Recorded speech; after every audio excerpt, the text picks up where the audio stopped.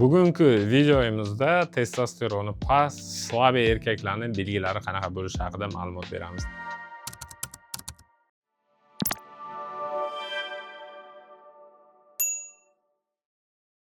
Gormonlarning qiroli bo'lgan testosteron erkakni erkak sifatida ta'minlab turadi. Uning jinsiy aloqadagi xususiyatlari, uning hayotdagi o'zini tutishi, uning aqliy qobiliyati ham bevosita testosteronga bog'liq hisoblanadi va testosteronning pastligi hozirda sanab o'taydigan turli xildagi muammolarga sabab bo'ladi. Demak, birinchi navbatda testosteronning pastligi qanaqa belgilarga sabab bo'lishini sanab o'tamiz va undan keyin testosteronni qanaqa qilib ko'tarsak bo'ladi, shu haqida yo'llari haqida ma'lumot berib o'taman. Demak, testosteron pastligining birinchi belgisi. Agarda siz uylangan bo'lsangiz, jinsiy aloqaga nisbatan xohishning pastligi. Ya'ni testosteroni past bo'lgan erkaklarda jinsiy aloqaga nisbatan xohish past bo'ladi. Ular hatto oylab ham jinsiy aloqa qilmasdan bemalol yuraverishadi. Ikkinchisi, testosteroni past erkaklarda doimiy charchoq kuzatiladi. Ya'ni ertalablari uyqudan tursa ham xuddi uyqudan to'yib turmaganday doimiy charchoq, kunduz kunda ham doimiy charchash bo'ladi. Ya'ni umuman energiyasi yetishmaydi kun davomida va bu testosteroni past erkaklarning belgilaridan bittasi hisoblanadi. Keyingisi mushak massasining kamligi. Testosteroni past erkaklarda mushak massasi kamroq bo'ladi. Ya'ni ularda asosan yog' hisobida semirish bo'ladi va mushaklari yaxshi rivojlanmagan bo'ladi.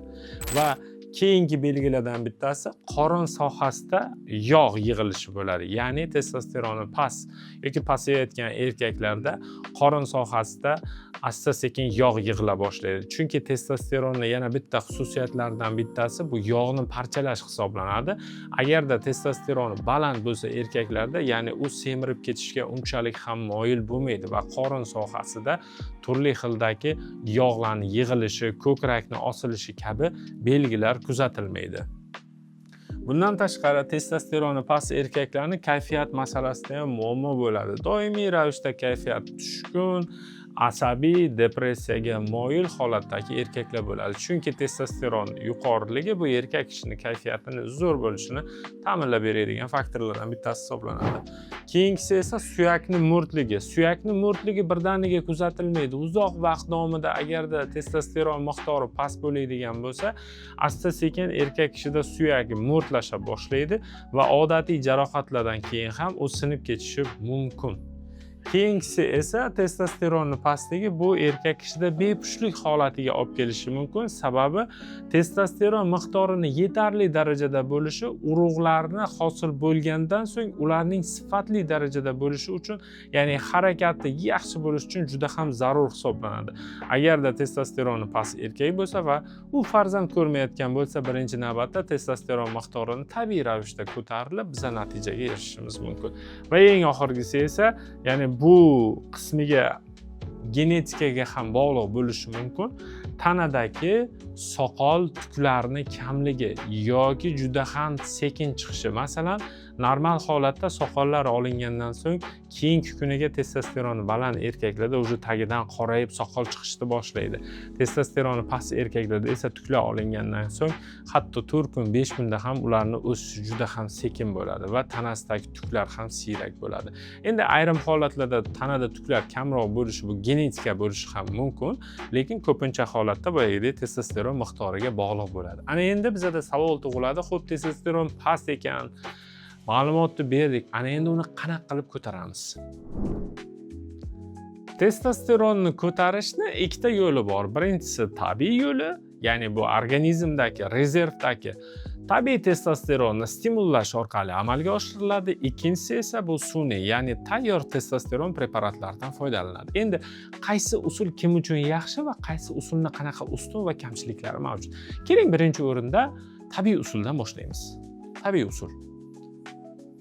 Tabiiy usulda testosteronni ko'tarish uchun birinchi navbatda biza eng asosiy sog'lom hayot tarziga e'tibor beramiz. Ya'ni sport, ovqatlanish rejimi va uyqu. Ozuqa mahsulotlaridan asosan qovoq urug'i, go'sht mahsulotlari, dukkakli mahsulotlar, baliq mahsulotlari yoki chig'anoq mahsulotlari, dengiz mahsulotlari va tuxum mahsulotlari va albatta uyqu zarur. Chunki testosteron kechqurun sintezlanadi. Agarda bizda uyqu yaxshi bo'lmasa, testosteron miqdorini ko'tarishimiz, pikka chiqarishimiz juda ham qiyin hisoblanadi.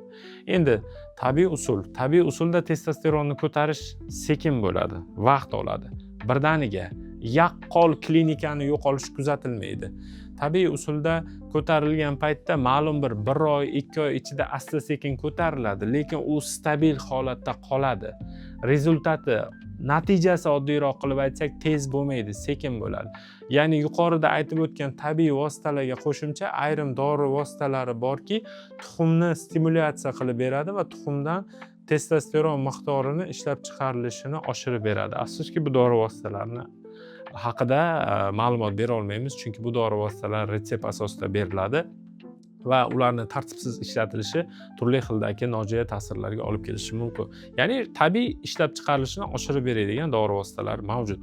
Ya'ni yuqorida aytgan 3 ta tabiiy usullarga mana shu dori vositalari qo'shiladi va tabiiy ko'tariladi. Vaqt talab etadi, natija juda ham tez bo'lmaydi, ma'lum bir vaqt olinadi, lekin yaxshi tarafi tanangizdagi umuman gormonlar tizimi o'zgarmaydi, urug'ingizni sifati yaxshi tarafga qarab o'zgaradi va natijaga yetgandan so'ng doimiy ravishda mana shu ritmni ushlab tursangiz, ya'ni sog'lom hayot tarzini olib borsangiz, u uzoq vaqtga saqlanib qoladi. Ikkinchisi esa bu sun'iy. Sun'iy asosan kimlarga tavsiya qilaman? Farzand ko'rish rejasi bo'lmaydigan insonlar bo'lsa, yoshi katta, sport bilan shug'ullanishga umuman vaqti yo'q misol uchun. Va eng muhim joyi bu yerda farzand masalasi. Bu yerda sun'iy testosteron tayyor holatda organizmga kiritiladi. Sun'iy testosteron organizmga kiritiladi va bu gormonozamenяющая terapiya deyiladi. Ya'ni organizm bu testosteronga o'rganadi.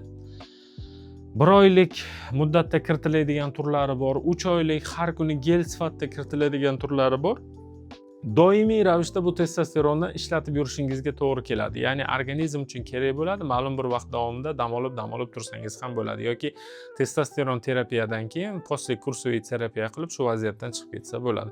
Lekin bu narsa nima uchun uylanmagan va uylanib hali masalan yana farzand ko'rishni reja qilganlarga tavsiya etilmaydi. Uzoq vaqt davomida sun'iy testosteron olinsa, tuxumlar erinchoq bo'ladi va o'zini tabiiy testosteronni ishlab chiqarmaydi va u yerdagi urug' ishlab chiqarish jarayoni ham to'xtab qoladi va 5 oy 6 oy davomida testosteron olib sperma topshirib ko'rsa, azospermiya, ya'ni urug'ni holati 0 bo'ladi, ya'ni suyuqlik chiqadi u yerda, lekin u yerda bir dona ham urug' hujayrasi bo'lmaydi. Tuxum uxlab qoladi, ya'ni urug' chiqarmaydi. Demak, sun'iy testosteron asosan mana 45 yoshdan kattalar ga juda ham yaxshi, tezda effekt beradi, chunki ularda odatda farzand ko'rish plani bo'lmaydi. Ma'lum bir vaqt davomida effektni chiqarib olib, undan keyin bu testosteronni sekin asta olib chiqib ketsa bo'ladi. Ya'ni ularni holatiga qarab yoki ma'lum bir vaqt davomida bu kurslar takrorlanib turilishi mumkin. Demak, tabiiy usul bu yoshlar uchun juda ham yaxshi, chunki ularda vaqt bemalol, asta-sekin harakat qilib shu pik natijaga chiqsa bo'ladi. Sun'iy usul esa bu ko'proq yoshi kattaroq insonlar uchun tezroq effekt olish uchun zarur hisoblanadi. Ammo ikkalasini ham qilayotganda albatta shifokor oldin birinchi gormonlarning tahlilini ko'radi-da, tabiiy bilan ko'tarsa bo'ladimi yoki faqatgina sun'iy yo'l kerakmi? Buni gormonlarning foniga qarab belgilab beradi. Demak, yuqorida sizga testosteronni pastlikni belgilari va uni ko'tarish yo'llari haqida ma'lumot berdik. Agarda sizda video davomida aytib o'tgan shikoyatlar mavjud bo'lsa, albatta bunga befarq qaramang. Albatta o'zingizning gormonlaringizni holatini tekshirib, unga yechim qilsangiz bo'ladi. Agarda yuqoridagi muammolar bo'lsa, pastdagi raqamlar orqali aloqaga chiqishingiz mumkin va ko'rikka kelayotganda albatta ertalab och qoringa ovqatlanmasdan, tish yuvmasdan kelinadi. Sababi bunaqa muammolar bilan albatta gormon tekshiruvlari amalga oshiriladi. Va gormon tekshiruvlari natijasiga qarab bu muammodan sizni qutulishingizda albatta qaysi yo'l siz uchun optimal bo'lishini tanlab beramiz. Salomat bo'ling.